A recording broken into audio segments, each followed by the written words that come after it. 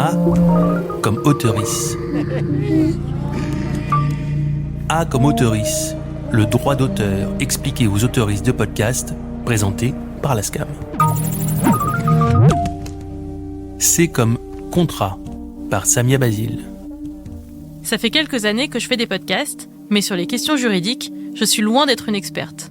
Par exemple, j'ai pas toujours signé de contrat avec le média qui me faisait travailler. Ça peut provoquer des angoisses chez moi.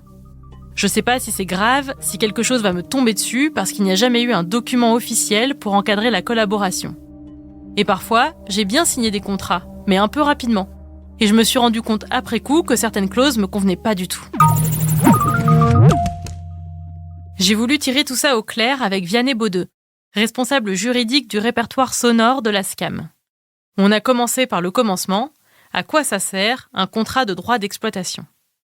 En fait, un auteur va signer avec un producteur un contrat qui va permettre et de percevoir une rémunération, et en contrepartie de cette rémunération, fournie par le producteur va prendre, entre guillemets, un certain nombre de droits d'exploitation.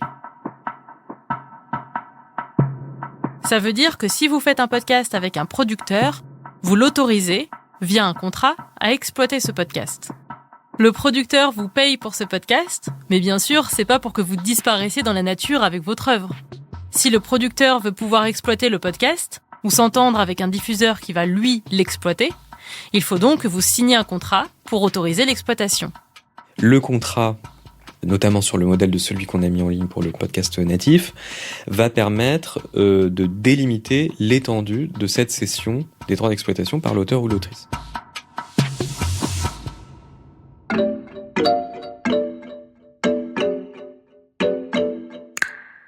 Un contrat de droit d'exploitation, ça veut pas dire que l'auteur donne à l'exploitant tous les droits sur son podcast. L'exploitant peut pas le modifier ou en faire absolument ce qu'il veut.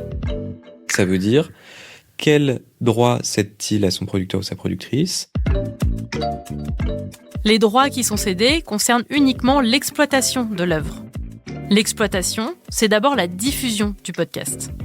Donc il faut quand même définir les territoires concernés, il faut définir la durée de cession. Est-ce que c'est 10 ans, 15 ans ou plus ? Pour le sonore, peut-être que nous, c'est un peu à la louche, mais on conseille plutôt de céder les droits pour 10 ans, 15 ans, 20 ans, mais pas plus. Ça, c'est pour les exploitations primaires, c'est-à-dire la diffusion de l'œuvre. Ensuite, il y a les exploitations secondaires, qui sont liées aux droits d'adaptation. On appelle ça les exploitations secondaires, mais ça ne veut pas dire que c'est moins important. Souhaite-t-il ou souhaite-t-elle céder les droits d'adaptation de l'œuvre sonore si le producteur voulait en faire, avec éventuellement un producteur tiers, une œuvre littéraire, une œuvre audiovisuelle, voire carrément un film de fiction. Il y a beaucoup de podcasts qui sont adaptés en livre. C'est le cas des Couilles sur la table de Binge Audio ou de Émotion de Louis Média. La question de l'adaptation est très importante pour l'auteur d'un podcast.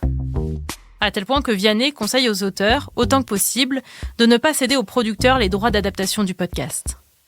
Parce que si quelqu'un s'intéresse au fait d'adapter votre œuvre dans un autre format, littéraire, audiovisuel, théâtrale ou autre, en fiction et fiction documentaire, enfin peu importe, ça veut dire que votre œuvre, elle a suscité un intérêt, qu'elle a connu sans doute un succès, qu'elle a pris de la notoriété et donc de la valeur. Et surtout, vous souhaitez peut-être aussi avoir un regard sur l'adaptation qui va être faite, choisir l'auteur de l'œuvre adaptée avec le producteur, le nouveau producteur, etc., etc. Donc en fait, je dirais d'une manière générale, il ne faut pas signer de chèque en blanc. Donc, ça fait déjà 2 choses auxquelles il faut être attentif en signant un contrat. D'abord, l'étendue des exploitations primaires, c'est-à-dire comment, où et combien de temps le podcast sera diffusé, et ensuite les exploitations secondaires, c'est-à-dire les conditions d'adaptation. Ensuite, troisième chose, il faut se pencher sur la rémunération. On sait que dans le secteur du podcast natif, c'est assez faible. Je pense qu'il y a des améliorations. Je pense qu'un auteur touche pas la même chose forcément maintenant avec un studio en saison 1 qu'en saison 2. De ce que je vois passer moi, j'ai l'impression que ça va plutôt en s'améliorant, mais on partait de très très loin. D'ailleurs, si vous êtes auteurice et que vous négociez une rémunération avec un producteur, le producteur ne doit pas tirer prétexte des droits d'auteur pour vous payer moins. Je le dis vraiment sincèrement, aujourd'hui, pour des droits perçus, pour des exploitations par des studios de podcast, ces droits sont faibles. Ça veut dire que le fait d'avoir des rémunérations en aval a posteriori ne doit pas être un argument utilisé par le producteur pour minimiser la rémunération initiale de l'auteur.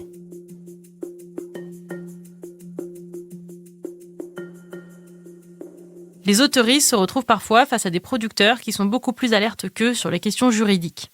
Il y a donc une inégalité d'information qui peut nuire aux auteuristes. Les studios de podcasts natifs ont perfectionné l'encadrement juridique de la cession des droits. Je pense qu'il y a une amélioration, même si effectivement l'intérêt des auteurs et des producteurs dans ce cadre peut être un peu conflictuel, et que les producteurs ont tendance à revendiquer une cession de droits très importante au regard des moyens employés qui sont faibles et qui peut ne pas être satisfaisante. Si, comme moi, vous n'êtes pas juriste et que vous avez besoin d'aide, sachez que la SCAM a mis en place plusieurs outils. Son site a été complètement refondu avec une foire aux questions qui permet de se renseigner sur ses droits en tant qu'auteur. Et en plus, la SCAM a mis en ligne un modèle de contrat qui peut servir de guide pour les auteurs. Et vous avez aussi un modèle de contrat qui est souvent beaucoup plus, d'abord, d'une part facile à aborder que ce que va vous proposer un producteur, qui en outre n'est pas calqué sur le modèle des œuvres audiovisuelles, car souvent les services juridiques de ces acteurs ont un peu fait du copier-coller, même si ça s'améliore, mais d'un contrat de cession de droit audiovisuel, donc il y a des choses qui sont absolument pas pertinentes pour le sonore. Là, on l'a conçu vraiment pour une œuvre sonore. C'est super, mais comme je l'ai dit au début, moi j'avais pas toutes ces informations quand j'ai commencé à faire des podcasts. Et malheureusement, j'ai pas toujours signé de contrat avec les producteurs qui ont exploité mes œuvres. Ça me stresse un peu. Est-ce que ça veut dire que j'ai cédé tous mes droits ? Pas de panique, c'est même extrêmement courant dans le secteur de la création sonore, puisqu'il y a énormément de structures associatives où les personnes sont bénévoles et où elles ne signent pas de contrat. Dans ces cas-là, on considère qu'en l'absence de contrat, et pour peu que l'auteur ou l'autrice nous le signale de façon claire et inconditionnelle, par exemple dans un mail, ça suffit, qu'il n'a pas signé de contrat, on considère que les droits n'ont pas été cédés au producteur, qu'il peut nous apporter ses droits à la SCAM. Et donc, ça ne fait pas obstacle ni à la perception de droits, ni surtout au fait d'être titulaire des droits d'exploitation, au contraire même. A comme auteurice.